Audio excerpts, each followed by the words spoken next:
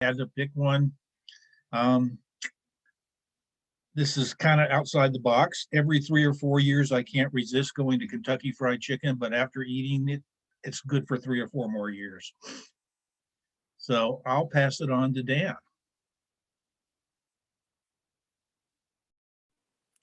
I'm guessing that's me because it's the other one's Daniel. So I'll just jump in. Hi, my name is Dan Lombardi. I am here representing the Eugene Historic Review Board. And I think for me, it would be Reese's Pieces. And I'll pass it off to Daniel. Hi, Dan Hill, Arbor South Architecture and Construction, representing the development community and design community. I've got 2 things, beef jerky and sunflower seeds, man. Keeps you awake while you're driving. I'll pass it off to Julia. Okay, hi. So I'm Julia Boss, and I am on the Housing Policy Board and the Renter Protections Committee for Eugene, and I've also been serving on the CDBG Advisory Council. And gosh, I'm just going to assume that I'm road tripping with my kids, and they are definitely going to make me buy barbecue potato chips. Oh, and let's see, I will pick. Oh gosh, everyone I can see on my screen has already spoken. Let's see. I'm going to go with Kelsey. Hi, everybody. I'm Kelsey with the Sustainability Commission. I love this question. Thank you, Sophie. Highly contested between Cheez-Its and I'm going to say Goldfish, which I feel like it's either one or the other, but I'm a Goldfish fan, so I will cover that base. Other than that, I will pass to Brittany. Hi, everyone. Brittany Quick-Warner. I am representing the business community. I'm like, wait a minute, what am I representing here? I work for the Eugene Chamber of Commerce. I have a pretty epic gas station road trip food story. I won't give you the whole thing, but we were trying to get to Missouri for a holiday and got stuck in the Denver airport because of snow. And we ended up in the airport for like 2 days trying to get to Missouri, like through this epic storm, and ended up being able to find a flight to Tulsa, Oklahoma.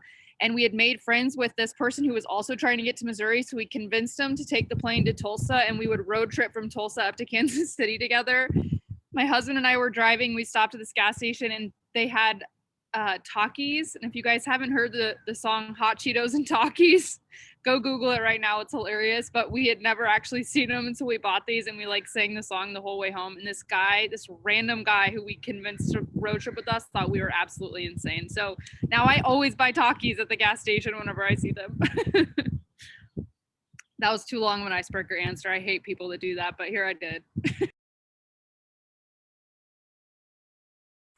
Let's throw it to Cody. Hi, everyone. My name is Cody Kleinsmith. I'm an intern with the planning division working on the middle housing project. And my go-to snack is from my mom, and it's peanut M&Ms. And I'll throw it to Seth.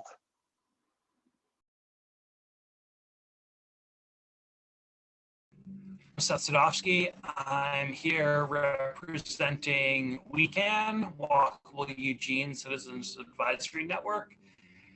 And if I'm stuck at a gas station, kind of hungry, I guess, I'm partial toward Twizzlers and Dr. Pepper. And okay, everybody on my screen has said hello already. Who are we missing? Am I last? Karen. Oh, hi. Hang on. Gotta leave from one device while I'm joining with the other. That was amazing timing, Seth. I literally had just opened the screen. I'm Karen Knudsen, local architect, and I'm here representing Better Housing Together. And I've also been on the steering committee for the Healthy Democracy process with several other people, several other faces I see here. And I think I heard the question is about gas station survival foods maybe. So let's see, usually like, I mean, the thing that comes to mind is like you're trying to get somewhere. And so like for me, that's, going to be like half of a cup of half and half of a cup of terrible coffee to just get those last 20 miles or so that you're trying to make it. But if it's food, because I've heard a lot of people mentioning that, then that's going to be Junior Mints or some kind of a Dorito type thing every time.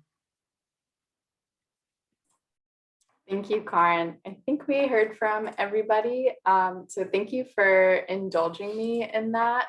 I can't remember where I heard that question, but I wrote it down on a sticky note and put it on my computer, so I remembered to ask it in this meeting. It just tells you so much about people. So now we are going to move forward. I will jump back into my PowerPoint for just a second, and then Terry will take it from me. Take it from there, not from me. One moment, please.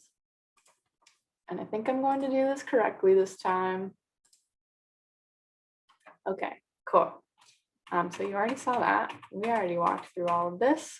So we are here. We moved into the code writing phase. House Bill 2001, the middle housing project is getting really real now. So we are nearing the adoption process so that we can meet our June 30th, 2022 goal. Before Terry talks, I just wanted to, oh, sorry, no, this is Terry's slide. Terry, take it away. I'm happy to let you cover this one if you really want to, Sophie. Do it. Okay. Yeah. So something that I just wanted to let you all know as Roundtable participants is the impact that you've had on this project, that the meetings have not just been checking the box. We asked you things that we wanted to hear your perspectives on, and it has influenced the process. So the first thing that we asked you about were guiding values and principles using worst and best outcomes. And that shaped the 8 guiding values and principles for the project.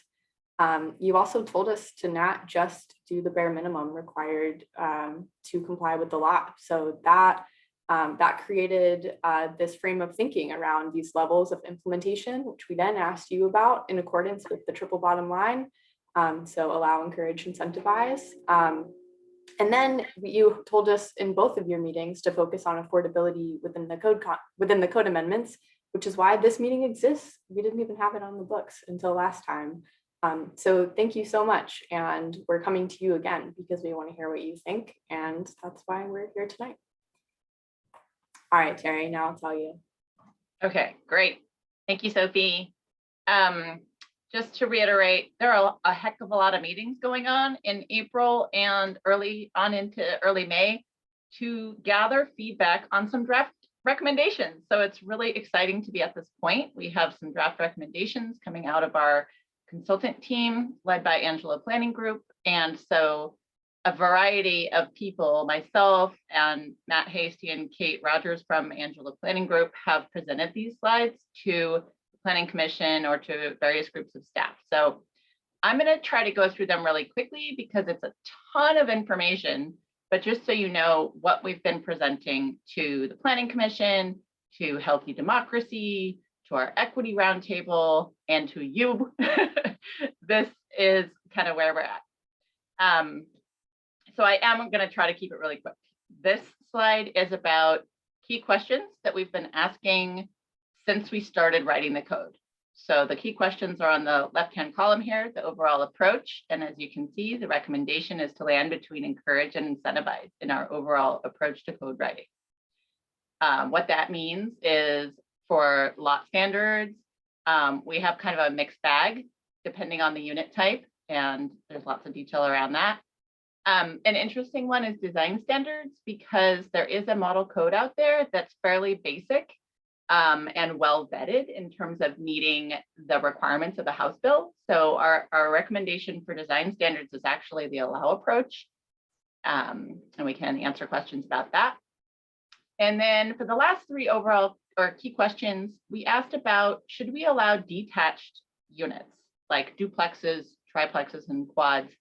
should we allow them detached from each other or stick to what you traditionally think of as a duplex or a triplex that shares walls?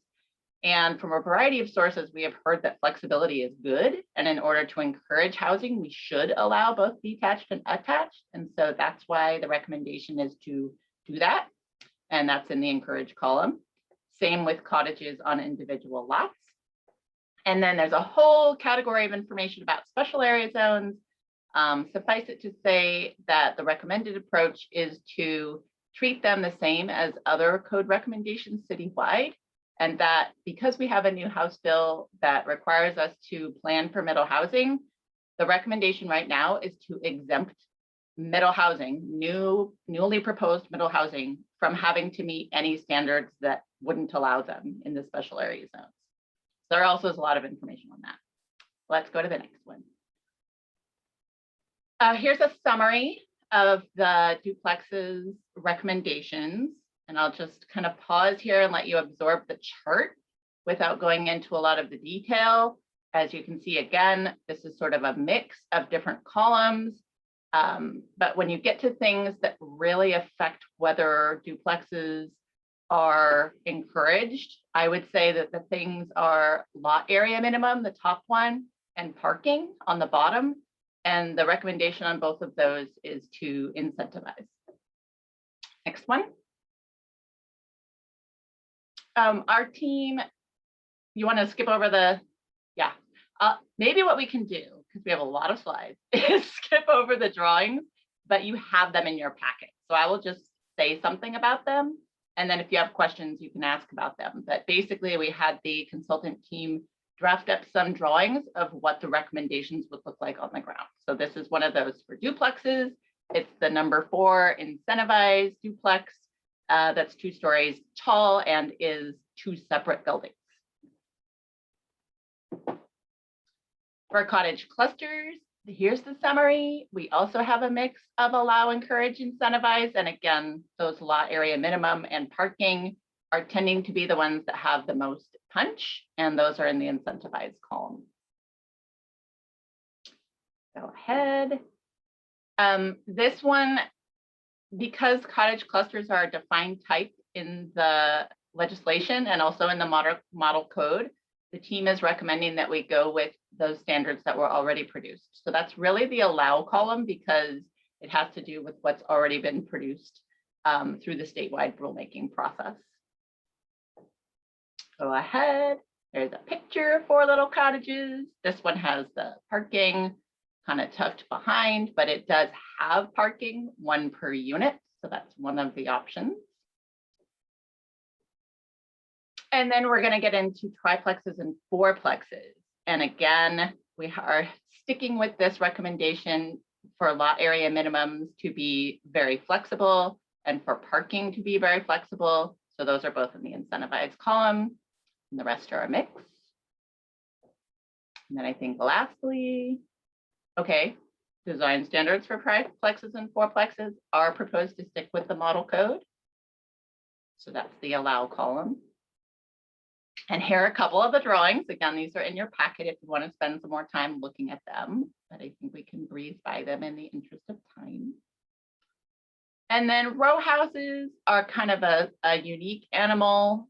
So the team has been looking at an incentivized approach that I'll get into on the next slide. The key question for row houses really has to do with lot size and density.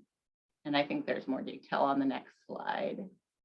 Yeah, a lot of text on this, but the key thing here is that the House bill does say some things about row house density that Eugene could just choose to, in the allow column, go with a density cap of 25 units per acre.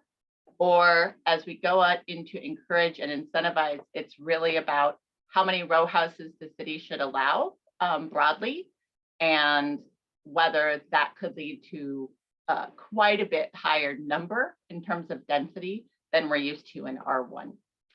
So this one is still an active discussion. We don't have a team recommendation on this yet. We just brought this to the Planning Commission a couple of days ago. So there's a lot to say about this guy. go ahead. Same with the design standards. They are pretty thoroughly vetted in the model code. And so that's the team's recommendation at this point, is to use those design standards. Okay, I'm going to take a breath and try and change gears a little bit and say that because of your interest in affordability and the other group's interests in affordability, we had some work done by our consultants from Echo Northwest in terms of middle housing financial feasibility. You can see the summary information on this slide, but really the point of this slide is the last bullet here. We asked Echo Northwest to look at whether the code options under consideration could help encourage middle housing at lower costs that would be attainable to households earning at 80 to 120% of area median income. So for that, we're looking at smaller rental housing, really the triplexes and fourplexes. As you get more of those buildings on a lot, the prices start to come down pretty significantly. At least that's what Echo Northwest found in their analysis for this piece. And here's a summary of asking that question. This is what they found, that the encourage package improves feasibility somewhat, but incentivize helps a lot, noticeably more in making those plexes with smaller rental units feasible. With encourage, the smaller rental units are roughly comparable with single family detached development. And with the incentivized package, the smaller rental housing is more feasible than single family detached development. So it starts to compete in terms of what is likely to come out of the ground on any given infill lot or redevelopment site. And then lastly, this is kind of the summary slide that we just showed to the Planning Commission on Monday. And basically it's a summary of what I just read on the last slide. So at the bottom, you see the kind of summary takeaways, and this is in the memo also that was attached to your packet, what sort of area median income the different packages are able to produce. And the blue box here shows that estimated rent and affordability range, sort of the best that we can do with zoning code amendments that we are able to produce in the timeline required by the House bill. And I want to say that again, or kind of pause to let you absorb it, because I think there have been a ton of awesome suggestions, and we might hear more of those tonight, about other things the city could do to encourage or require affordability. And those are not off the table.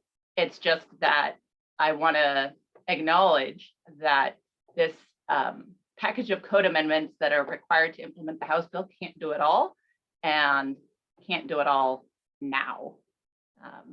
We're certainly hearing a lot of interest and commitment to working on affordability over time and through other processes at the city, such as the housing implementation pipeline, which is just getting kicked off here presently. I've taken way too much time, huh, Sophie? Sorry about that. There's a lot to go over. This slide just shows where we are in the kind of zoom to the finish, pun intended, zoom to the finish of grant dollars from the state. We're working with the consulting group, as I said, with a deadline of June of this year to produce the draft code recommendations. But after that, and I think we might have this on the next slide, after that, we'll be taking, okay, stay on that one then. What we'll have is a pretty good draft of code recommendations to implement the House bill. And we'll have to, as staff, carry the ball forward, turn that into an adoption package for consideration by our Planning Commission and City Council through their normal public hearing process. And we're trying to do that this summer and fall so that there's time to resolve any substantive appeals before the code required deadline of June 30th, 2022. And there's a lot to unpack there also, but that is another piece that we're sharing with the Planning Commission as far as timing. Okay, great. Thanks, Sophie. And if you could stop sharing for questions, that would be amazing.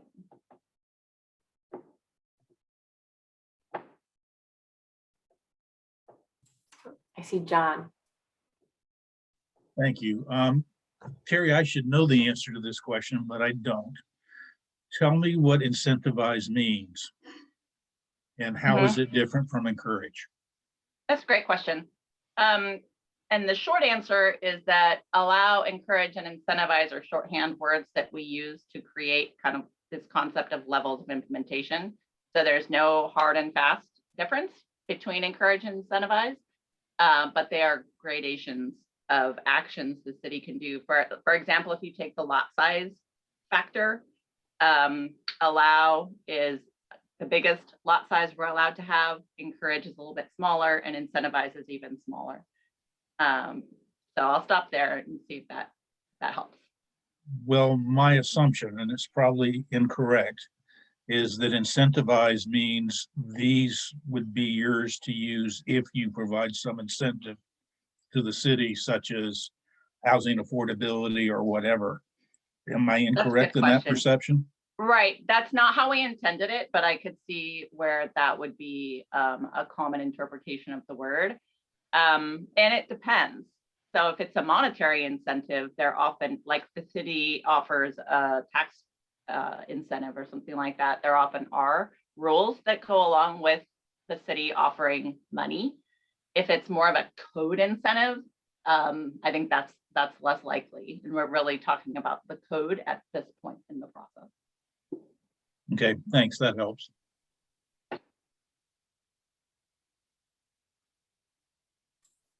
All right. Thanks, and thank you all for running through a ton of material really swiftly and giving us more to follow up on. My question is really a clarifying one because I did watch the Planning Commission meeting and the presentation of these materials on Monday, and I'm very familiar with the Housing Affordability Framework base diagram that is used in that final slide. And so I guess I just want to ask a question so that it can have a moment and be answered clearly in this meeting. What you're showing on that last slide with the different strata and incomes and occupation groups across the top is that by working on our housing options and expanding those options and steering through encouragement and incentivizing by being more open and flexible in our thinking about what's allowed, that we will actually see housing meeting and coming into that center and below 100% AMI. So actually the hoped for efforts with this discussion, at least through the economic analysis that you've done, is that the zoning is doing what it can to actually encourage broader affordability. I think that's a great way to put it. The zoning is doing what it can, kind of incorporates the statement that I was trying to make earlier that the zoning can't do it all. But I think that's a good way to put it. And that is how I understand Echo Northwest's analysis to take shape in terms of what they were able to model and predict were a couple of isolated factors. So they looked at the lot size pretty carefully and they looked at the parking pretty carefully and then tried to give their best guess as to what those packages would offer in terms of zoning code, the results of adopting certain zoning code packages. Yep. I think that is really helpful and really important. I was speaking with a business group this morning about the fact that, of course, housing is a complex good and, there are going to be small and more expensive units that come onto the market because, people will choose them. They will want, certain amenities or, design considerations or construction considerations in those projects that will cost more money. But I think it's super important, given that we've heard some real misinformation about whether or not middle housing will help at all, that we acknowledge that, yeah, it does help when you make your code more permissible and allow smaller units and more affordability by design. It actually helps to move the needle on a really complex problem. So thank you for sharing that information. Thank you, Karin. Seth.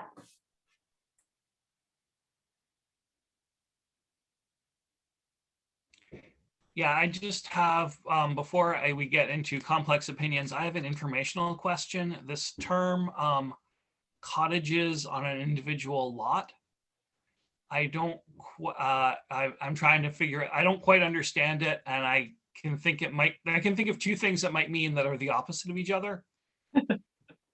Great. And we have a lot of knowledgeable people on this call, so I'll give my answer. And then if Karin or Dan want to jump in, I know they're both really familiar with this. But the legislation defines a cottage cluster as one of the housing types. And so that a cottage cluster is a group of small houses around a common courtyard or common open space.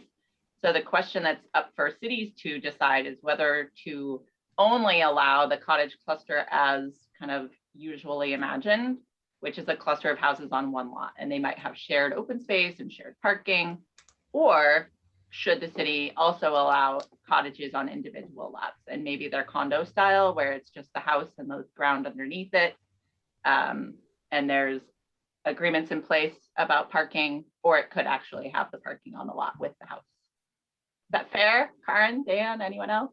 Dan is our resident expert in cottages.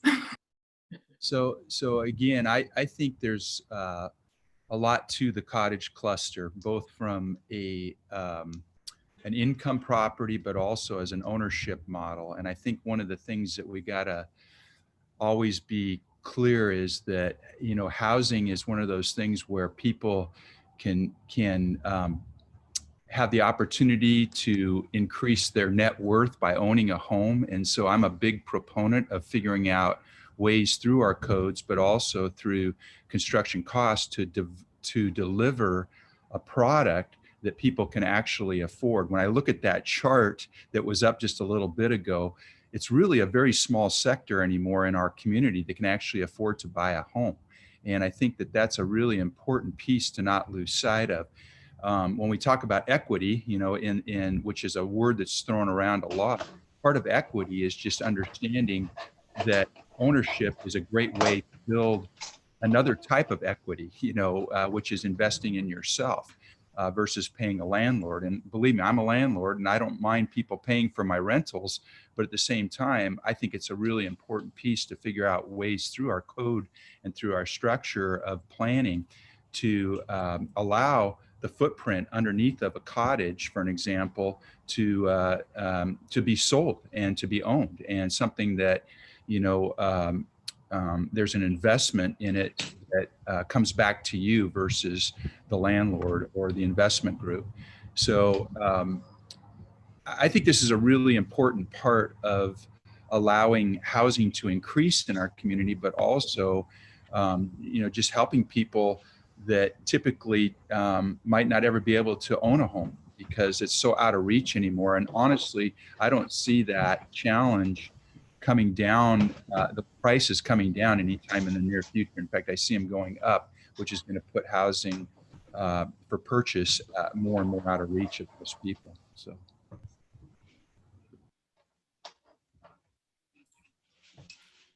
Don't know if people are following lumber prices.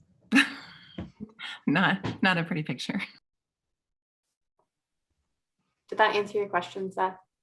Yes, yes. Great. It means you can chop up the cluster, basically. Yes, that's a great way to summarize it. So now I have on our agenda scheduled a 5-minute break. But the past 2 meetings, you all have not wanted to break. So could I get a temperature check for if you want to take a break? Thumbs up if you want to. Okay, looks like everybody just loves middle housing and wants to talk about it. So let's continue on. So I have a series of 3 questions that we're going to go around, do the roundtable thing, each answer one at a time. And I have about an hour to get through all of them. So we may be really quick, we may have a lot to talk about, but same as last time, we're going to go one at a time, make sure we hear from everybody once before we hear any additional comments. So the first question, and I'll flash it up and then put it in the chat just so we can see each other. The First question is, do the suggested code options reflect the guiding values and principles? Grab that, put it in the chat. And I know it's never nice to be first, but I'll call on Kelsey. I was just about to say, I hope I'm not going first because I want to think about this a little bit more. But that being said, I think so.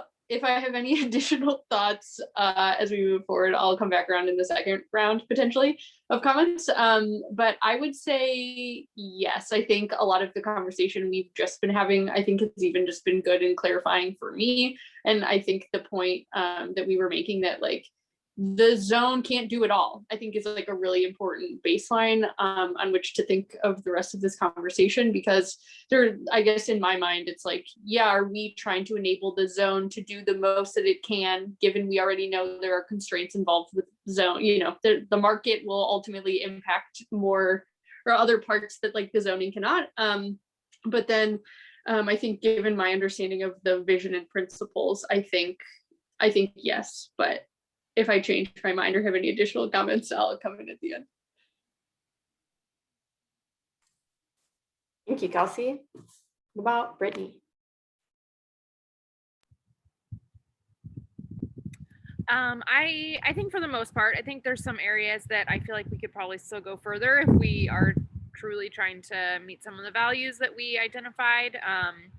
But it feels to me like there's compromise there, that there's recognition of some of the model code that they're putting out there, what they're allowing. There was a lot of work that went into it, and so that is, you know, in some cases I think good enough to make it palatable for someone to build with these regulations. So yeah, I'd say for the most part. Thank you, Brittany. And I realized we have 3 Dans in this meeting. It's just a Dan party. So I'll identify y'all by your last names. Let's start with Dan Lombardi. Yeah, I mean, pretty much agree with Kelsey and Brittany. I mean, this is a process that's difficult. You have a lot of different stakeholders coming to the table to try to fit into those guiding principles. And, you know, I think setting those as the groundwork and getting to where we've gotten, you know, I'm feeling really good about the process so far, and you know, happy to be here and have more of a discussion about it and sort of, you know, hone it in a little bit more before something is finalized. So thank you. And thank you to Terry for putting the guiding values and principles in the chat. That was a good idea. How about Karen? I've been really, I think, encouraged by the process that we've been through so far. And there's a lot of good things that have come forward and good new models, I think, that we're also seeing from this work. And I love the focus on reality that we're taking with this whole project, and that, you know, the need to steer. I think that have done a good job with the code options and reflecting the values and the principles. But I will say, I think that there are a couple of areas where we could do more specifically. And one of them is thinking about anyone who wants, because they are an affordable housing developer, capital A, capital H, or because they choose as a part of their work to, you know, seek to deliver units of housing at particular AMI levels. I would like to see us thinking about, you know, a component of our code that speaks directly to a density bonus or a couple of unit bonus that would be available if you are delivering that housing, you know, at 80% AMI or below. There are so many people in our community who can't afford housing, and that a couple of unit density bonus on a cottage cluster could make a huge difference to the pro forma that is put together by that developer. I would just really like to see us do that. You know, if the feedback from a macroeconomic perspective is, well, we don't see a lot of people coming into that space. Okay, the code's there though. So if anybody wants to step into that space and deliver those units, they can do it. And we don't have to go back and fight this battle again to allow for affordable housing to be incorporated uniformly across our community through at least one path. And that's the big thing that I keep thinking about with this opportunity right now, is that, like, we're we're cleaning out the garage, right? Like we're going through all the mess. We're in it. We're deep. We're hating that, you know, it's like, oh my God, I can't believe we have all this stuff in here. And like, let's get the job done instead of putting a whole bunch of junk back in again and then saying we'll get back to it next week. Let's just get it done. And that's how I feel about a deeper affordability bonus with this code. I think affordable housing developers would be interested to see that included. Certainly Dev Northwest and the work that they do would be interested to see that option. And I think it's important because it also expands, you know, to this point about the interconnectedness of housing solutions. It might expand the range of different type scales happening on a site, right? A cottage cluster that maybe has a couple of very small cottages and then some other units that are slightly larger. And like that kind of flexibility, given the direction that we're going with our housing, is really exciting to me, because then you can hand an opportunity to someone like Dan or Jan or Dylan or whomever is working on a project, and they can actually configure a whole bunch of different types into that site. And that's the value I really see out of allowing or taking the time to go through a process and design a code that's just for us. So I'm interested in seeing even more diversity on each site as a result of this code. As an option. Doesn't have to happen, but it could happen. Thank you, Karin. Let's hear from Julia. Okay, thank you. Okay, so I want to start by saying I love what Karin just said about the possibility of building in that extra density bonus or something that would just add an opportunity for an affordable housing component to be added onto this. Then broadly speaking, I thought good on affordability. I like the idea about breaking up the cottage cluster as an opportunity for people to have ownership opportunities, you know, at lower price points. The one thing that that we talked about as a value, which was that I think maybe might need additional complementary work, the welcoming people into neighborhoods. So I feel like the way that attention has been paid to design, you know, orientation to the street, all of that is very good on welcoming. I'm still going to push for a complementary street parking education project, because when I see the idea that the more affordable housing will be achieved with zero parking, and I compare that to conversations in, you know, your kind of typical next door space, I think that Eugene needs further education on the street is a reasonable place for people to park on an ongoing basis, and don't be upset that your new neighbors are doing that. So that would be my one thing. That's, again, this is something that you can't achieve fully by zoning, but it might travel with the zoning as a priority for the city. Thank you, Julia. Let's hear from Dan Hill. I think it's less of a Dan party now. I don't see the third Dan. Thanks, Sophie. So I want to echo like 90% of what Karin said. I think the process has actually gone quite well this round. And having been a veteran of committees over the last 25 years with the city of Eugene, it finally feels like, you know, and I love her analogy of cleaning out the garage, you know, kind of getting rid of some of the baggage that's held us back on this. So that there's a couple of things. I 100% agree with the incentivizing of density. The other piece that I would add to that, though, is transit corridors, you know, really looking at incentives when you're building on infill properties on the transit corridors that are available to us. So I think that's something that we need to look at. Another big piece of this that I've said so many times now, I can't even tell you, is that I think the utility companies have to be really actively involved in this process, because a big part of the cost that's driving construction cost up is the cost of utilities and how those utilities are brought in to the sites. I don't think most people understand that. So again, this goes to the larger picture of bringing all parties together to help with the affordability piece. I think, again, and I'll just kind of add another piece to that, ability to purchase a cottage on a property. One of the things that the code can do is eliminate the need to having a condominium. Condominiums are really expensive. The liability insurance, the process of actually creating a condominium agreement is very, very expensive. And so I think if codes are written in such a way where ownership can be done maybe more in a cluster model, like a cluster cottage, cluster subdivision model, but eliminating a lot of the difficulties with a cluster subdivision process, I think that's a really great step forward in figuring out ways to bring affordable housing for purchase. But I'm like Karin, I'm encouraged, probably more than I have been in a lot of years, just in seeing some real positive things going forward here. It's easy for us to get bogged down in the detail parts of the code.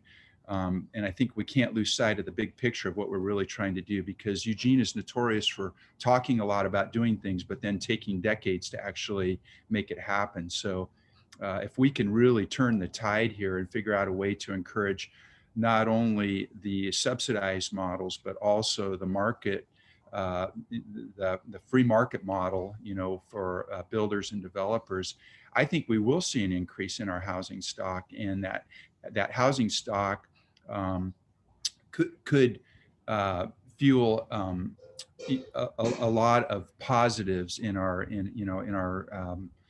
community here. So I think that's probably my spin on it at this point. So. Thank you. How about Seth?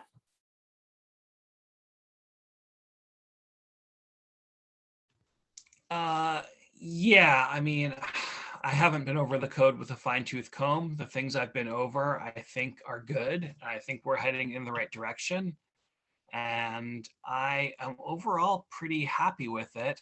And I do want to, keep in mind that because our housing situation in Eugene is so messed up right now, every time you try to do anything, you get the criticism that you're not doing everything. And I think the way through that is to do the thing you can do, and then worry about the next thing later, or parallel. But the things have to be done separately, and I think this does some of the things. So I'm happy with that. I don't know how much this will be used for middle housing, but I do like the idea of a density bonus for affordable. And I don't know how much work it is to put that in. The other thing that I was thinking about, and maybe so this is the category of complaining that what we're doing now doesn't fix everything, but our city is full of deed restrictions that say all kinds of restrictive things about what you can and can't do with your house. And boy, if there was a way to nullify some of those with this, I think that would be really helpful for lots that need to be redeveloped. I mean, not that many lots are going to be redeveloped, because you only redevelop a lot if a house is in bad shape or if you're adding to it. But I just think there are tons of deed restrictions that are going to make it hard to do things in more mature, more walkable, and more affluent parts of town. So I don't know if there's a way to if you can sneak in an axe to that would be good. I don't know how, but that's something I think about. Thank you, Seth. And last but not least, John. Thank you.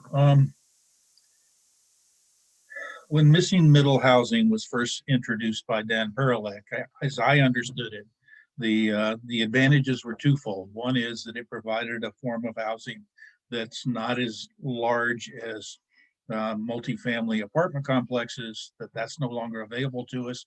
But the other thing that he argued, and I notice he's backed off it now, is that these would be affordable.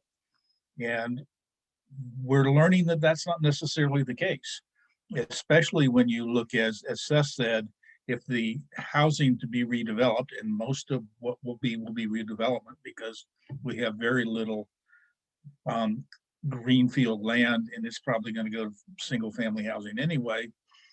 We actually may be pulling out of the bottom of the affordability market and turning that into market rate housing that's going to be more expensive. So in a way, middle housing actually has the potential of making things worse rather than better. So from that perspective, I think we need to do everything we can to incentivize affordability.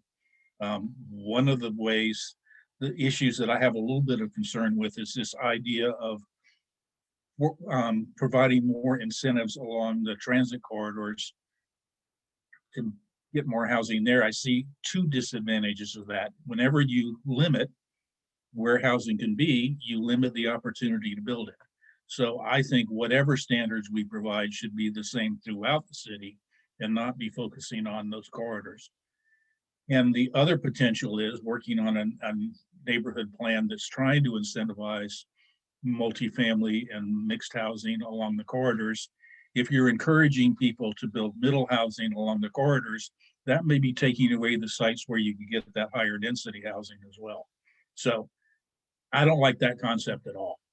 But back to my real concern, and that is the reason I asked the question of Terry about incentivizing is I think we should put as much of the code in the incentivize, specifically, if we give you this, you give us this back, whether it's reduce rental fees or any of the opportunities that might be available, that if we're going to incentivize, if we're going to go beyond the allow, we should be getting something back in return, because that's the only way we're going to make this housing affordable.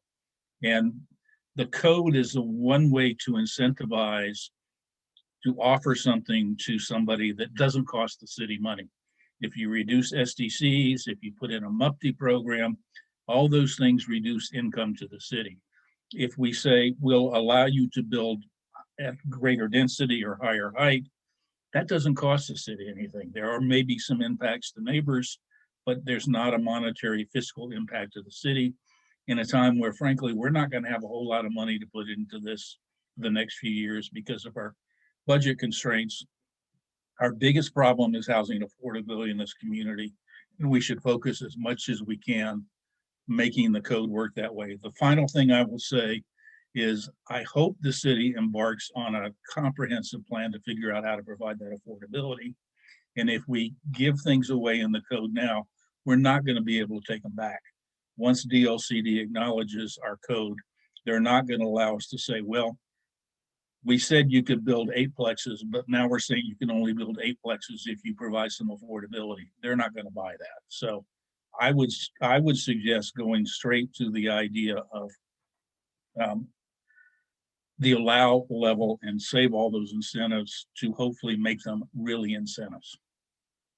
And one last thing, when we talked about the idea of allowing individual units and cluster subdivisions to be individually owned, there's also the potential, if we had detached duplexes, triplexes, and fourplexes with the Senate Bill 458, I believe it is, the potential exists that the state will say each of those can be on their own lots as well. And that's just another opportunity to provide those starter homes. That was a lot, so thank you.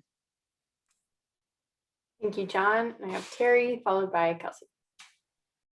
Thanks. I just wanted to provide a nugget of information, and that is that the code currently does have density incentives for affordable housing in the R1 zone. And so there, just a nugget of information for you to know. I don't think it necessarily would have to be a bunch of complex code writing to put that in. I'm not going to guarantee that, but I think that's something we're going to hear through this process, is that like Karin said, if there's an interest in it or an opportunity now to put it in, there is a model for that. And so currently there's a controlled income and rent category of housing. That just means that it's available to people at certain income levels over the long term. And they are granted lots of different things in our code right now. A density bonus is one of them. Lower parking is another, for different categories of housing.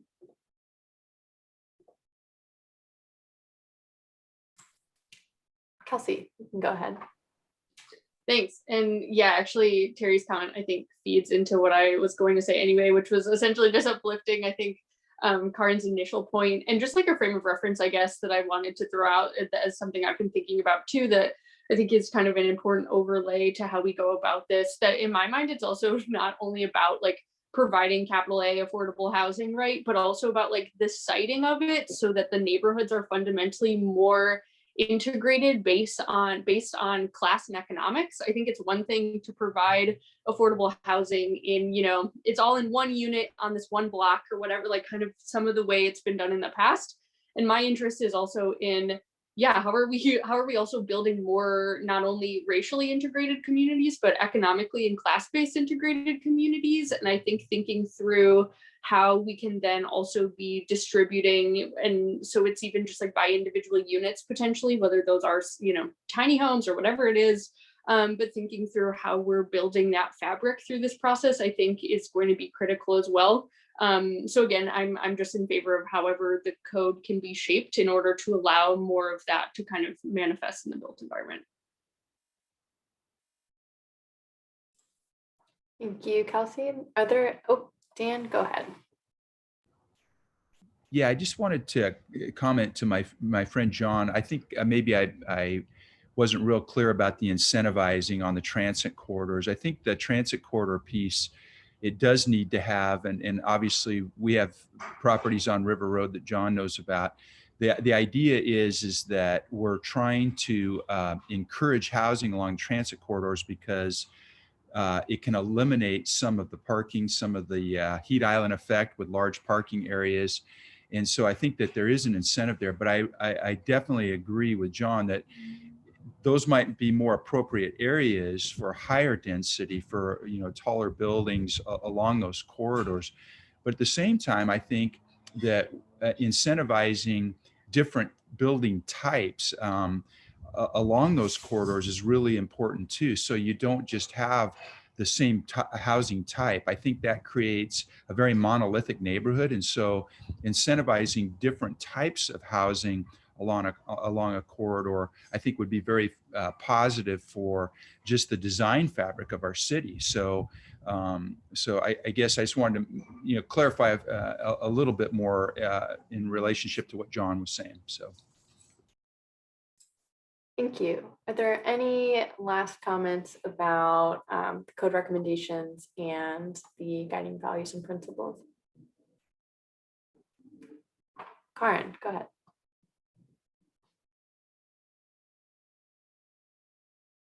You're muted. I think that's the first time in weeks that I've done that. Sorry. I just had a couple of thoughts following up on some of the comments that are offered. One is that, like, in this work, I know there's a burden on staff to like continually situate for decision makers, you know, the difference between incentivizing something and actually disincentivizing something by thinking we have control over things that we don't actually have control over, and trying to wield those things in particular ways to get an outcome. And it's complicated and it's different between, you know, capital H, capital A, capital A, capital H affordable housing and housing where you're trying to use, you know, the engine of the private building sector to deliver some of these units. But I would just really, couple of things. One is there's some really good research out there that shows that our challenges with displacement and gentrification get worse, not better, if we don't add more housing units and actually see redevelopment of housing that is otherwise failing into the ground and is going to be replaced with, a 7-figure home, single home on that site, that it's a much better outcome as that, generational change happens with structures. And in the Pacific Northwest, most of our structures have a lifespan. It's a better outcome if when that property is redeveloped, it's redeveloped with 4 units on it instead of 1, against all the other metrics that we're carrying forward. And there's some good information out there as well about just how important it is that we're looking at that bigger picture when we're thinking about things like our community-wide housing supply and wanting to steer towards more units and more units that are more efficient and more affordable. Thank you, Karen. So I'm going to move us on to our next question. And this one refers back to your previous meeting. So I will share my screen briefly, do the same thing, then put it in the chat. This question is, did we weigh the triple bottom line trade-offs correctly? And just as a reminder, the triple bottom line refers to economic prosperity, social justice, and the environment.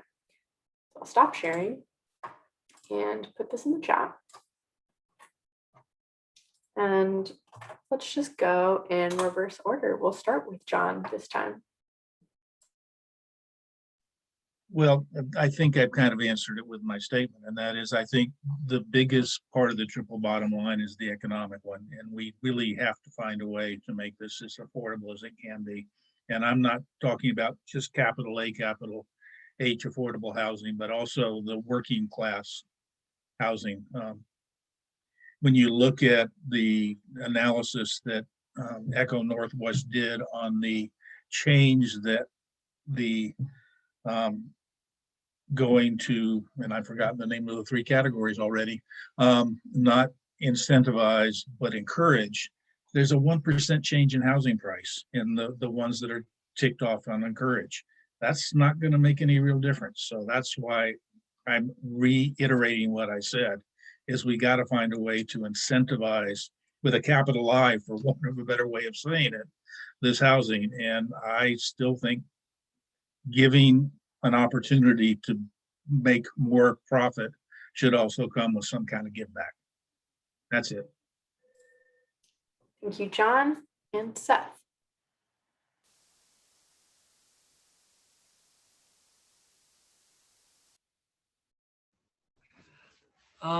I feel like with most of this, more housing in the core of Eugene is good for all 3 parts of the triple bottom line. Everywhere we can encourage it, with the possible exception of limitations on impervious surface or tree canopy. But I mean, I guess I don't think there are a lot of triple bottom line trade-offs. I think basically the more you can get in the city, I mean, just like the closer you live to downtown, the less your impact is on the environment, and the more people that we can allow to live closer to the downtown, the better it is for equity and the better it is for new people. And if you look at what things cost the city, the more people we can get living closer in, that's the best for the city's costs in all ways. So I think it did pretty well, I guess.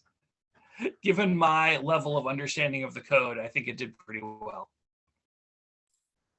Thank you, Seth. And let's go with Dan Hill. I should just say Daniel now. Sophie. So I want to talk about the environmental piece a little bit. And again, this goes back to the affordability question. Every time a house gets more expensive in the city of Eugene, people move to Junction City, Veneta, Cresswell. And I'm just going to tell you, that's not good for our environment, because those VMTs, the vehicle miles traveled, again, just contribute to the greenhouse gases. It's just not a smart thing to do. So I'm in a total agreement with what John said, that we have to figure out a way to make the affordability piece a super high priority here if we're going to solve our housing problem. It's not really working the way the system is right now. And so again, I liked his capital I on the incentivized piece, and it can't, again, just be towards the subsidized model. It has to be towards, the market rate models. So from the equity standpoint, again, I think we have to really be conscious of what our incentives look like. Again, being a builder, a developer, and an architect, I have to also follow basic business guidelines. And if I want to build a project and develop a project, I have to meet certain pro forma requirements in order to get funding or financing for those things. So while it's really great to say, well, we want you to take a third of your units and make those affordable, that might skew my pro forma so much that the bank won't lend to me. So now I've got to figure out a way to make up the difference. So that's a way that the city might incentivize if we're actually creating a model for something outside the subsidized model. So, I mean, I think, again, I think there's a pathway there. I'm not sure we're there. That's just my perspective. But I think, obviously all these discussions are really good. And I think there's a lot of smart people in our city and a lot of smart people on this roundtable tonight. And I think that discussion just needs to get, maybe that's part of the discussion that needs to get in the weeds a little bit more and really understand what the development community can handle as far as creating an affordable housing product. So. Thank you. And Julia. Okay, yes. So I thought, broadly speaking, similar things on trade-offs that I would say to what others have said. The one thing I would think about, because the row house piece is to some extent still open, is that a triple bottom line approach would prefer a greater incentive toward row houses versus detached cottage clusters in terms of cost of building, reduced materials, easier to heat and cool. So from an environmental perspective, that would be more attractive. So if there's a way that the continuing development of the code could make it as appealing to build, a row of 4 houses as individually owned properties on much as is being proposed for the cottage clusters. And I'm probably not articulating this very well, but thinking about ways to encourage attachment versus detachment and simultaneously allow people still to be owners could be something to be thinking about. But otherwise, I thought that, there's no way to get to perfection, and greater density is obviously going to be good versus driving to Veneta. So yay. Thank you. Karen. Julia gave me really interesting things to think about, because your comments really emphasized to me the importance of the city, and this is new ground for our community, but really like taking the perspective that we're trying to do everything we can to encourage the building of housing. So we're thinking about things like, in some conditions, we want to allow, for the detached, we want to have an ownership path essentially with every one of these types. We don't want there to be certain types that, have a challenge or a predetermined that they are going to be only rental housing options or only ownership, or do as much as we can.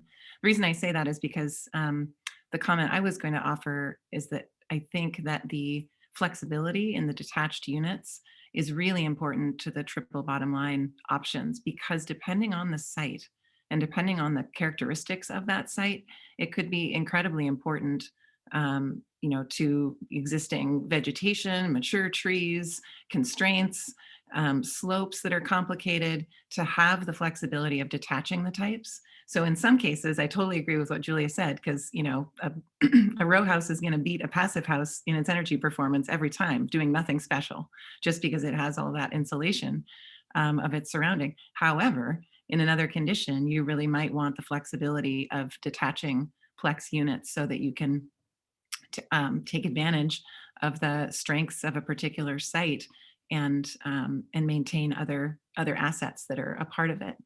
I'm really encouraged also in the TPL discussion to be, and I liked the thought about like a group session as a community on understanding public realm and parking and streets and being a good neighbor in all of the ways. It's super important to me that we not pave all of the backyards of our community, because like we've, out of one side of our mouths are saying how much we care about character and tree canopy and sustainability, and then out of the other side, like can't tolerate the idea that a car parked on a street where existing impervious surface is right there, is intolerable. Like that's one of the speed bumps we as a community have to get over if we don't want to lose our backyard green spaces, because the pressure for infill will continue. There's no question about that in the future of our community. It's just a matter of like how sensibly we manage that pressure for the next however long we get to be alive for. Thank you, Karen. Dan Lombardi. Yeah, I mean, as I'm thinking about this, I'm kind of looking at it from a layperson's perspective of, as someone who hasn't been in these meetings a lot. And I, even being in this meeting, I'm feeling out of my depth on some of these things. And I'm free to admit that, right? I think some of this is a learning process for me. But if I'm looking at this just for the first time, it looks like it's balanced towards the economic prosperity. And I think that that's fine, right? And I think the other things need to be there as well. And I think they also are all part of it. I think through all these discussions, when we talk about the triple bottom line, it always came back to, well, there's this one issue that falls into all three buckets anyway, right? And so, I think it's doing a really good job of trying to balance all three. And I like this, that we started with the frame of this can't do everything. It's going to do what it can. And it doesn't mean that if it's not doing anything, we shouldn't move it forward, right? And I think that's the key to all of this, is that we're moving forward no matter what. People are coming, people need housing, and we need to have something in place to that is going to be able to accommodate that. And I think this is all, it's trying to find a way to fit into all of those boxes and provide that housing that we sorely need and are going to need. And if we don't do it, I appreciate what other Dan said, is that people they're going to skedaddle to other places. And we're going to start to lose people in our core, and the city is going to change in that way. I'd rather see the city grow. I'd rather see people want to come here and make it a more vibrant place, a more diverse place. So, overall, I think it's heading in the right direction, and I appreciate everything that people have said about this work that needs to be done. And I think that's why we're having these conversations and need to continually have them. So, thank you, Brittany. All right, sorry, my dog is going nuts, so hopefully I can get through this. I thought a comment that Kelsey made and Dan made just kind of, I don't know, just it was kind of rattling in my head, that I feel like by focusing on, and not singly focusing on, but addressing the economic component of the triple bottom line, we are able to address the others. And I think that's kind of something that like has always bothered me about the community, is it feels like, we have this huge priority for sustainability, yet we create problems for ourselves that cause us to not be sustainable, like having housing is too expensive, so people are moving to Bonita. Like that's a perfect example to me where if we were to focus on this piece, we could also create an element that improves the sustainability aspect too. And I feel the same way with what Kelsey said about building like economically inclusive communities too. I think by addressing affordability issues in this community, it helps us establish or accomplish the social justice component as well. So I think as much as we focus on incentivizing and creating the housing that is affordable, we'll get the other components of the triple bottom line addressed too. So I don't think that was new from what anybody else said, but it was just kind of how I was framing it in my head. Thank you. And Kelsey. Yeah, I would say, honestly, I feel like most of what I've been thinking has already been said. I want to uplift a number of Karen's comments as well. And obviously everything Brittany was just expressing. I mean, I think ultimately sitting here listening to a lot of this conversation, I just think of myself and kind of like my peer group, and I think of even the people a few years younger than me, and ultimately we're making decisions that are like impacting that whole generation of people that fundamentally are saddled with a lot of student loan debt, are going through this pandemic environment, and then are going to be finding jobs in this economy that we can't even really foresee how the pandemic is going to play into that. And so when I just think of, again, like my peer group and kind of what we are up against when it comes to being housed, I think it's going to be really complicated and going to be really complex. And I think, therefore, I certainly don't want to I don't want to minimize or make things seem easier than they are, but I am of the mindset that pretty much whatever we can do to increase stock in general, I think is just going to be helpful. Again, I don't want to try and simplify things that are deeply complicated. But I agree with Brittany, and something I've been grappling with, as well as even thinking about, the relationship between Fossil Free Eugene. And there's like this whole campaign, right, in terms of sustainability and environmentalism in Eugene about lowering our carbon footprint. And like, for better or for worse, one of the other major contributors to carbon footprint is like infill development, and the way that we do that and how we approach infill development appropriately, thinking about, reducing VMTs, getting people closer access to services, the social justice component of being able to improve, again, the like economic diversity of neighborhoods. So to me, that's kind of all been going through my mind as we've been talking. And so, I mean, again, I think we are meeting those to the best of our ability. I think there's, certainly ways that have been mentioned that we could improve or like go a little further as those opportunities arise. But other than that, I think most of what's already been said, I would agree with. Thank you, Kelsey. Does anybody have anything else to add about the triple bottom line? I see Dan Hill. So a couple of notes that I just made based on the comments that I heard is the first thing I want to make sure that everybody understands is diversity of housing is really, really important. And when I think of diversity, I'm not thinking that you have just one. Let me back up. The idea is that it takes affordability on the lower end and on the higher end to have a really successful area. And that diversity helps the economics of an area. We sometimes focus on the downtown core as our center, but I'm going to tell you, in Eugene, that's not necessarily true. We have businesses, we have people that work in a lot of different geographic areas of Eugene. And so nodal development is equally important. And so again, we want to create fabrics of housing that are for people that can afford maybe if they're purchasing maybe a $200,000 cottage, but we want people that can afford a $700,000 row house. And so that creates a real nice blend of people. The other thing is that not everybody stays at the same level in their lifetime. We hope that people's economic opportunities increase as their lifespan increases. And so that means their housing type will typically change. I just read a document not too long ago. The average person only stays in their home now about 6 years. That's not that long if you really think about it. So where is that person moving to in the next house? Are they typically moving up? They're not moving down.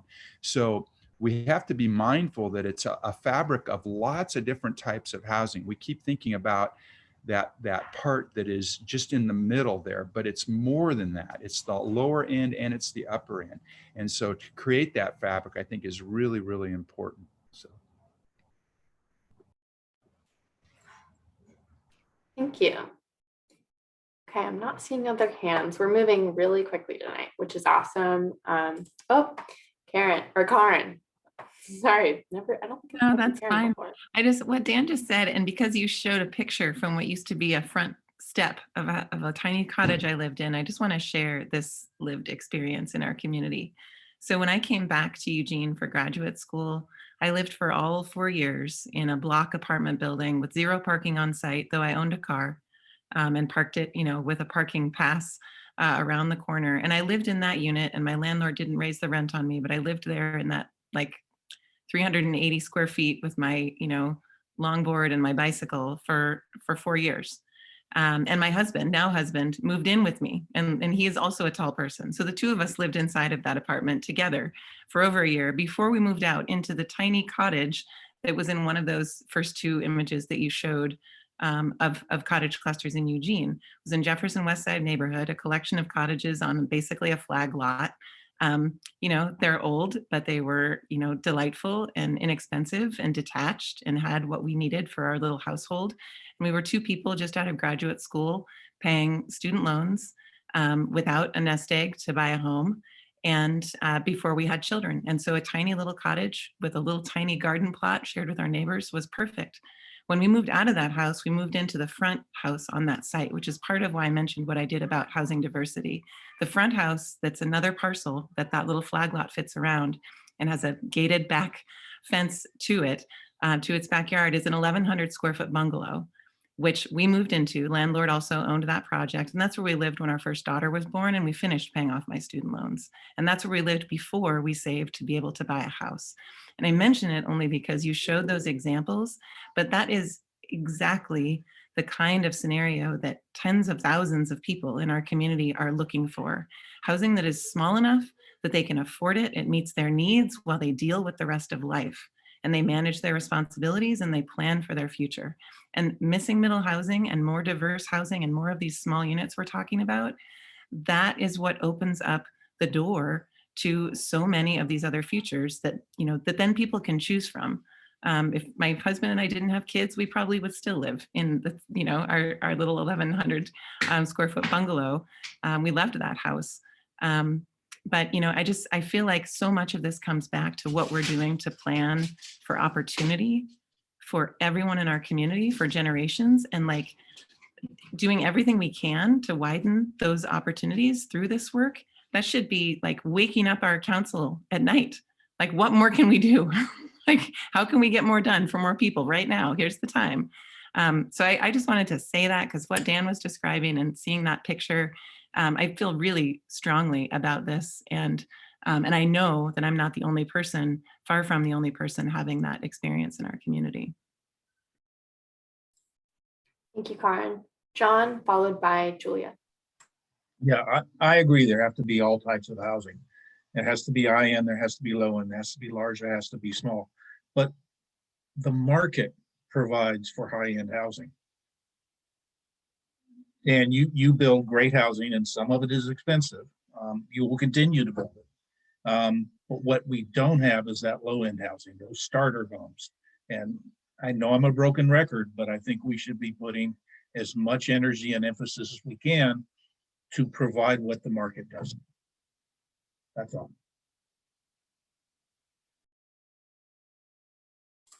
Julia.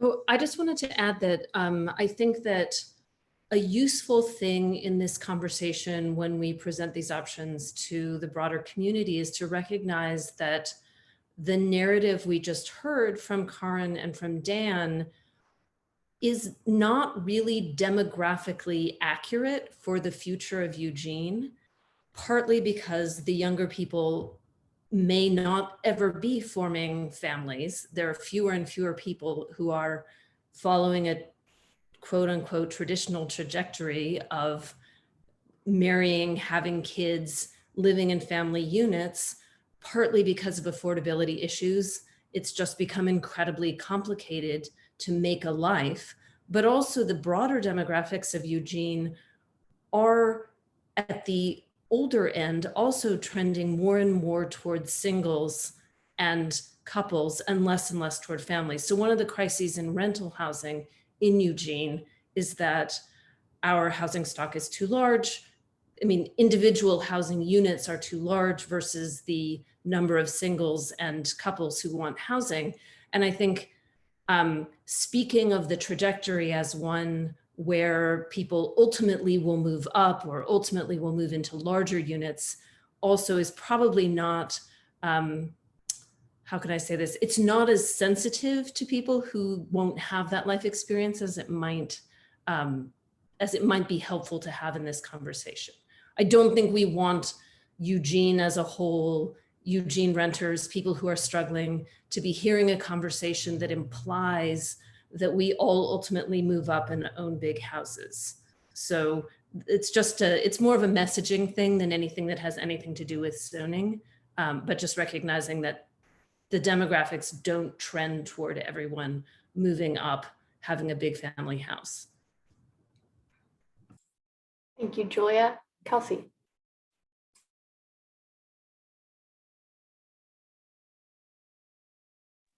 Too many buttons, sorry, thanks. Thanks, Sophie. Yeah, I would agree with that. I mean, I personally don't have any issue with like the rhetoric or the narrative of how we've been talking about all of this as a single person who rents a duplex by myself.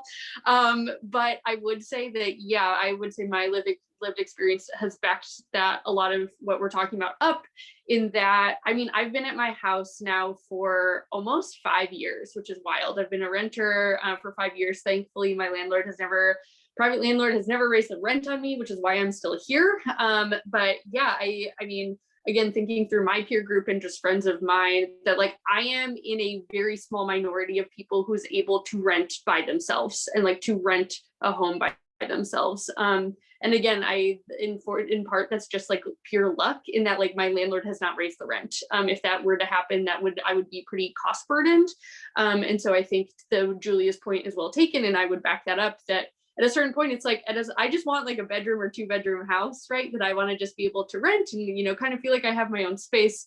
But there is just such a lack of that in the community. And again, I don't necessarily know if I see myself moving up, because I do really like my space, and it is right sized for what I'm looking for right now. But even that is like really difficult to find. Like I'm definitely in a fortunate position with that. And so that's again like a frame of reference I've been kind of thinking through as we've been talking of, and I think those speaks to just the value of the missing middle stock, because again, just as someone who's been in the market looking at that kind of content, and like my peers and I, there's just not a lot of that. But so I appreciate Julia's point, and would second most of that as well. Thank you, Kelsey. And let's get one last comment from Dan Hill before we move on. I just wanted to make a follow-up comment. There's no doubt in my mind that the demographic has changed from the nuclear family, especially in Eugene, not so much in Springfield, but definitely in Eugene. And you know, that's happening for a lot of reasons that, you know, we don't need to go into the discussion why it is.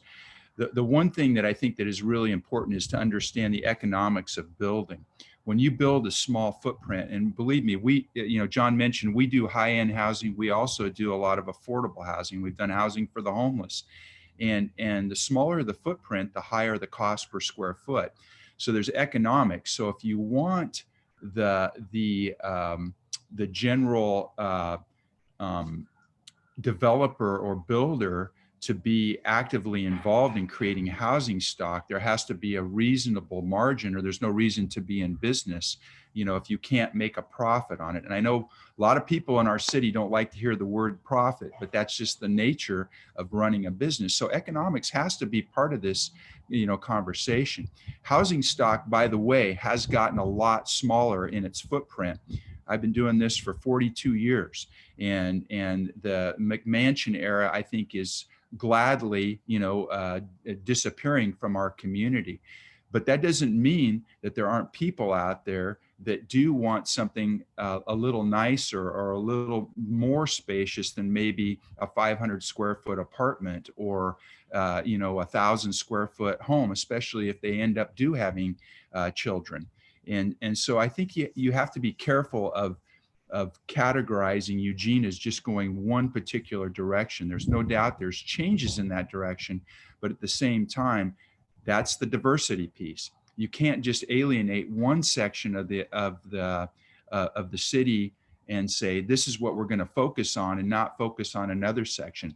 Because frankly, a lot of the taxes that are actually supporting the city come from all those big houses that everybody hates. The property taxes that are levied on those are huge, and that supports the schools, the fire departments, the community colleges. So let's not get too carried away with our conversation about the way that the demographic is changing. I think diversity is the most important piece to this. So. Thank you. And Julia, do you have a quick comment?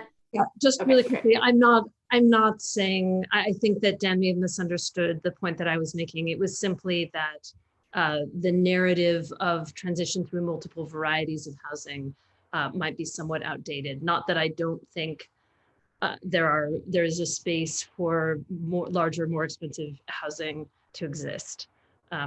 Just the assumption that the middle housing will always be a step towards something else implies that we need less of it than we probably actually do. That was more my line of thinking. So anyway, that's all. Thank you, Julia. So those first two questions that we asked were about reflecting back, basically trying to get a sense of, did we listen to you? And generally it sounds like you think that we did, and that's great to hear. And we have notes for where you have some suggestions, but now we just have a question devoted entirely to suggestions, asking you, did we do enough? So let me share that question. We're asking you, what are the areas where we could do more? So I will put that in the chat. We have about 20 minutes to get through them. And I know some of y'all have suggested where we could do more already a little bit, but if you have more, fire away. And let's get started with Kelsey. We'll go back down the queue. Can you come back to me so I can think a little bit more? Yeah, that's all right. How about Brittany?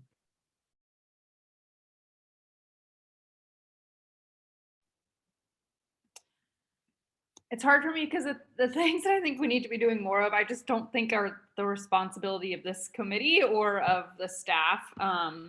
I think that there's just this element of community education that until we get to a place where people, I mean, I love the conversation between Julia and Dan and talking about the variety of homes and the types of homes and how we're moving through homes or how we're not moving through homes and how we might be downsizing. Like, I feel like people get so single-minded as to like what their experience is. And until we, as a community, like force people to think outside that area, we're always going to be coming back to like, great, the code's good, but we still have neighbors who are opposing housing, or we still have, builders who can't afford to build in those spots. So I think that this committee and this group and the staff have done a great job. And I think that that's where it comes, like the community's got to wrap our heads around this issue together as a community and push forward on some of this, because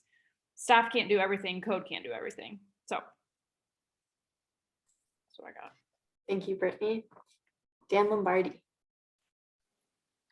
Yeah, I think I want to echo that point that Brittany is making. I think it's a really important piece of it, and again, it might not be the purview of this committee or the staff, but it's happening, right? Like my neighborhood association is having a conversation about affordable housing, right? And there's also people in this community who don't like this process, right? And so, how do we mitigate that? How do we move this ball forward so that people realize that this is going to happen and they can't just stop the ball from rolling, right? And I think that they want to, and I think maybe it's a very, very loud minority, and I hope that it is, right, that is raising those flags, and I think we can't be deterred by that, but I think it's a really important piece of how do we bring everyone to the table so that everyone feels comfortable with the process, but not letting a loud minority derail it. So I think that's a separate piece. But there's a point that other Dan Hill made that I think I would love to see a little bit more of this idea of nodal development, and not really thinking about this idea that there is a downtown core that needs to grow up and then everything sort of tapers down from there, but really thinking about where there's pockets of this city that can grow and taper from that. So you have these peaks and valleys of housing, and some of it's bigger and some of it's not. I think that leads to a more vibrant neighborhood in my mind, right? My vibrant city. Instead of, I live in the outskirts that feels like the suburbs and I don't go downtown because downtown scares me, versus, wow, there's lots of different downtown areas that areas that I can go to where I live close to, that have economic activity going on, and I can feel comfortable in those spaces. And I would love to see it go that route, instead of, here, we're just going to put it in the places that cities traditionally put it, and the city will grow like any other city has, right? Thank you. Karen. I think it would be really helpful with this process that if there are things that we know that we're putting a pin in, or are in the, in the bin for later, that there be some really clear, structured, timelined approach for how that occurs, because I think that there's a lot of hope and optimism wrapped up in this work. One of the challenging things is that we're going to do all this great work, and then like the return on that investment of effort is going to take a long time to see in our community. Like, this is something that's generating a lot of like energy, and in some cases anxiety, that is, generational in its delivery. So there's going to be a lot of other work we need to do, and I think that there is going to need to be real continued concerted effort to, that make sure that people don't feel like, missing middle housing was supposed to save everyone from everything, and it didn't. Now we have another thing to be mad about, because that's not how this is going to work. This is building culture speed. So I think that that's important. I really do want for there to be an introduction to the council conversation that says something like, we have established through this research and all of this robust outreach that the code can do a lot. Like, we're currently delivering housing at 200% and 300% of AMI, and now we're talking about delivering it at 71 to 90. Like, that's a very, very different landscape of affordability, completely different landscape of affordability that we're talking about. There have been very few homes that have come onto the market, new construction, in the past 5 years that are not within spitball distance of $500,000. So for everyone to understand that, like, when we talk about missing middle housing not bringing more affordability, that's just not true. That's not what the data is showing us, and that's not what we're seeing even in our local continued study. So we need to talk more about that, because I think that as Brittany alluded to, there's a lot of opposition that like really is freewheeling with facts, has a lot of fear that's bound up with things that is not accurate, is brazen and really pretty blatant about their willingness to throw monkey wrenches and do damage to efforts that hundreds of people, or thousands, don't know what the number is now, of people in the community are trying to work on in good faith. So as much as we have to like take a hard eye and a sharp pencil to all of these details, I think we also have to look at some of that behavior, which is us as a community, and more directly acknowledge it, speak about it together, decide what we want to do, and then move forward. And to say to council, we established that the code can do a whole lot, but it can't do everything. And if you also have to do your job, and I think, and I'm hopeful that we have, a city council that also, is invested in this work, and going to continue to take it forward, and not, over this next year, repeat a pattern that we've seen too many times, which is that everybody plays hard and works hard, and then just an individual or two or three end up wielding an inordinate amount of power, at the last couple of moments. That should not be how this is happening. Thank you, Karen. Julia.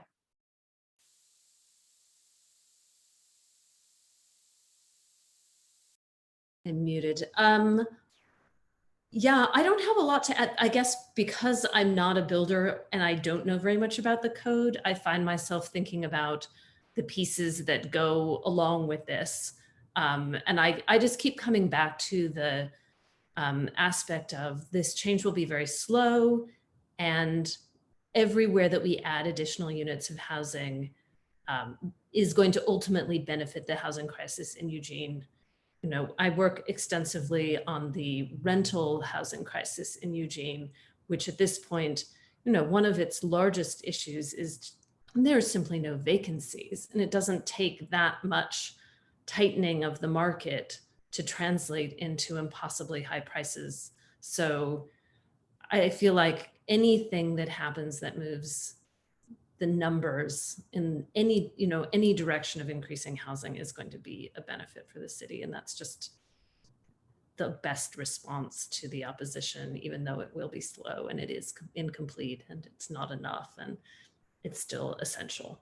So nothing really to add as in where could we do more other than to just keep talking about this as a necessary and essential process that, and I think it's a necessary and essential process that benefits the city. One of the points that has been coming up increasingly in the rental housing conversation is that when the city doesn't act, when these changes don't happen, a lot of cost is being displaced onto the city. We're seeing enormous amounts of suffering by not addressing the housing crisis.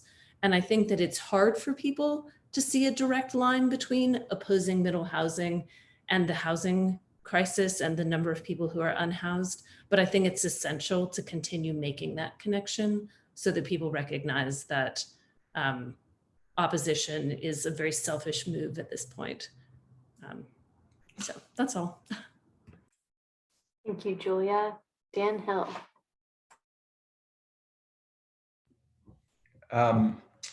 Have a lot of thoughts on this, but I'll try to be short. I think this group to me seems like they have a really a good understanding, whether you're in the trades or of building or in the profession of building, or just a community person that has concern. I think that's a positive. One of the things that I think has been lacking is really educating the neighborhood groups. We have people like John Belcher here, who's been active in his community for decades now, and I so appreciate John. I think there's a lot of misinformation out there, and I'm going to be meeting in a few weeks with the Friendly Neighborhood Group, and they actually invited myself and a couple other people to talk with them about infill housing and what that's going to look like, because they want to understand from an architect's perspective and a builder's perspective what they could do to actually help the situation within our city. So there's a group of people in the Friendly Neighborhood that wants to hear the challenges of adding quality housing to their neighborhood, because they care about their neighborhood. I think one of the biggest challenges that I've had over the years is that there's a lot of shouting that goes on in neighborhood groups about things that they don't like or they don't want to see, because they think it's going to really create a problem for their neighborhood. And I think that's the part that the city needs to do a much better job on, is really communicating that we have ideas that will work if they're allowed to work. Julia mentioned, that this is a slow process. There's no doubt that it's a slow process, but I'm gonna be the first to say it doesn't have to be a slow process if we're like-minded and we figure out a way and a pathway to actually make it happen. The crisis is here. We've been living in this crisis for many, many years now. This is not new. And if we don't change our direction and we don't change the way we're doing things, the only thing that's going to happen is the crisis is going to get worse.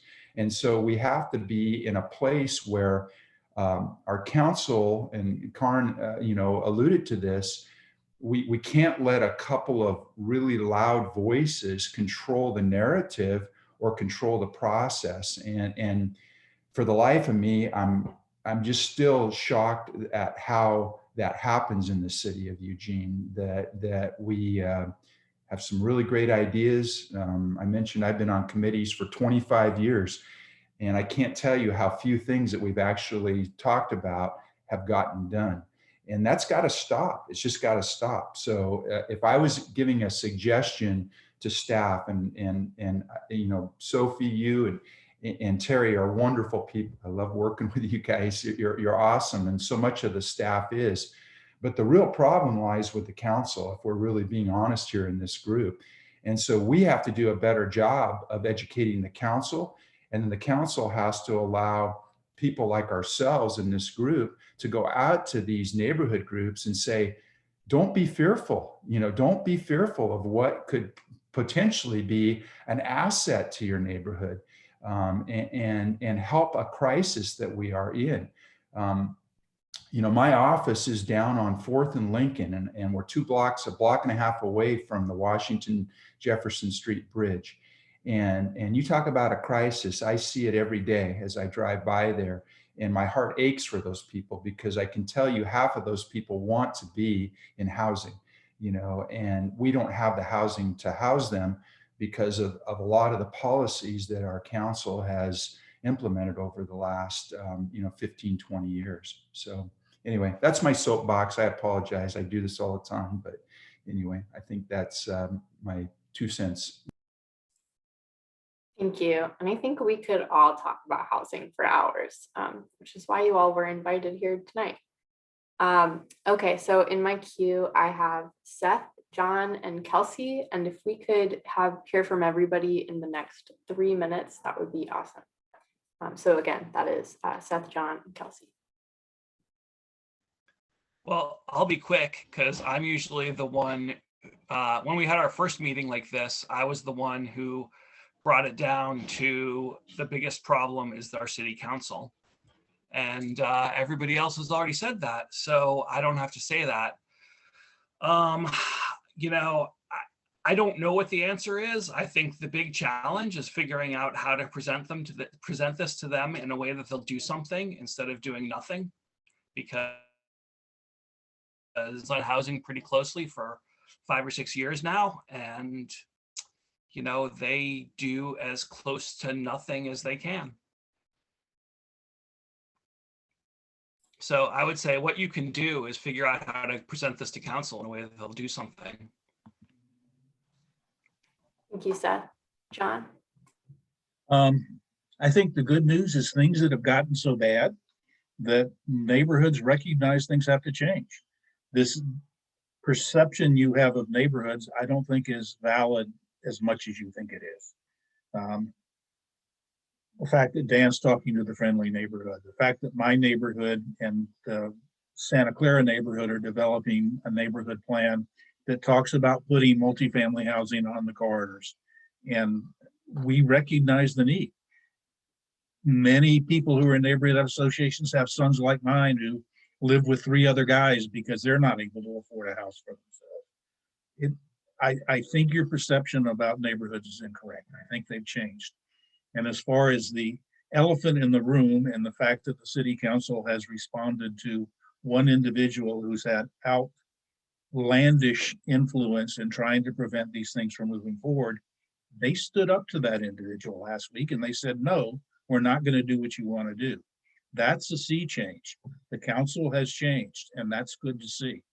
The thing that I think the council needs to do is recognize that you can't just do it with the code.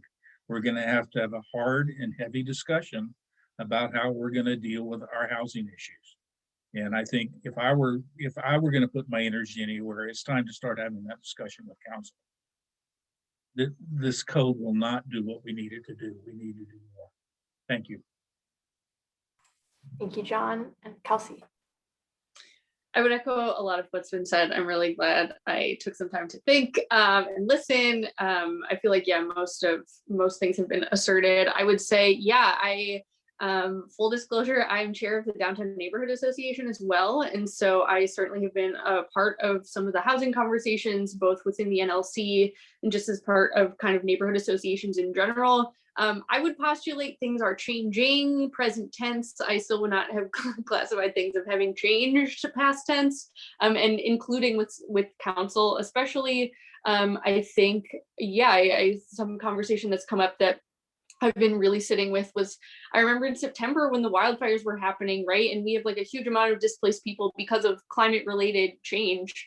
And we have all, all these people who are now currently unhoused that we weren't anticipating at all. And I was in a number of community meetings that not this one, but a number of other ones where, we're still debating some of this stuff, like these issues aren't beating down our door left and right. And so I would agree with Brittany's original comment, especially, which is I think there's a lot, we can keep doing, but that just fundamentally is not related to code. And I think the reason some of these conversations from my experience are fundamentally so challenging is because it requires confronting wealth accumulation and just capital in general. And that's just a conversation a number of people are not ready to have for a number of different reasons.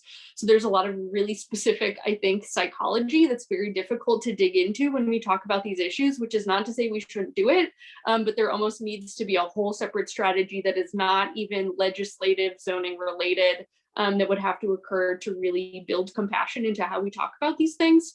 And again, I understand that's not the work of this committee, but it's certainly something I'm thinking about moving forward.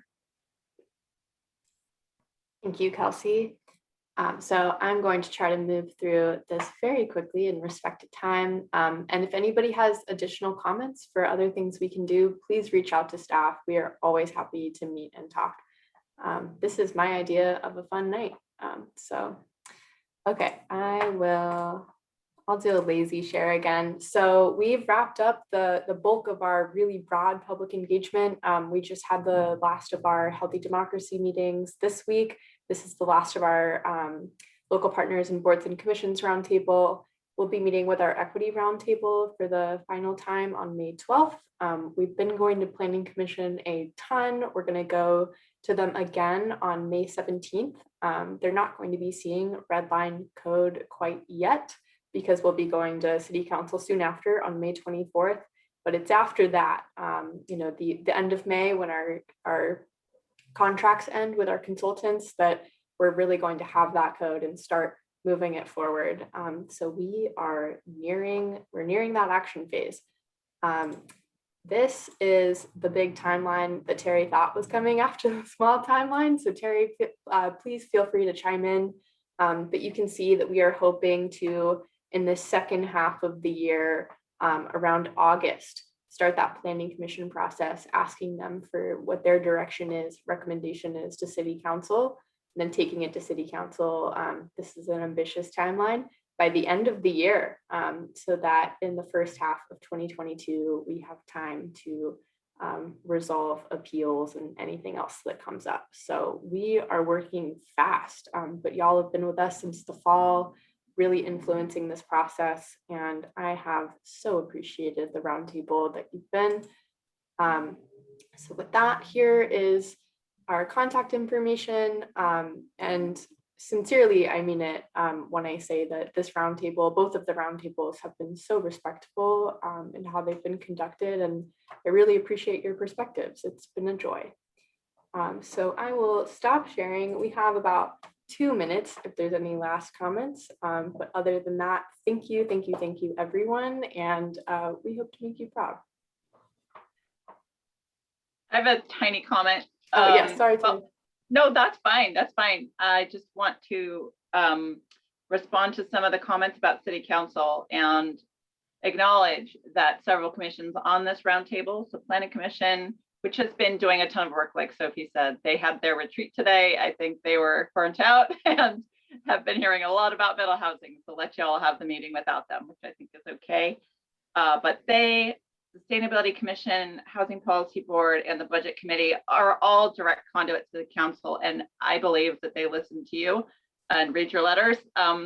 So that is available to you. And we also sorely need the participation of the local partners on this call as we're moving and turning the corner into the adoption process. And so thank you so much for all the input. And now we're really turning a corner into a very public review and adoption process where it's going to be critical to maintain the momentum of all of the input that we've heard thus far. So thank you, thank you. Julia Holtzman, did you want to say something?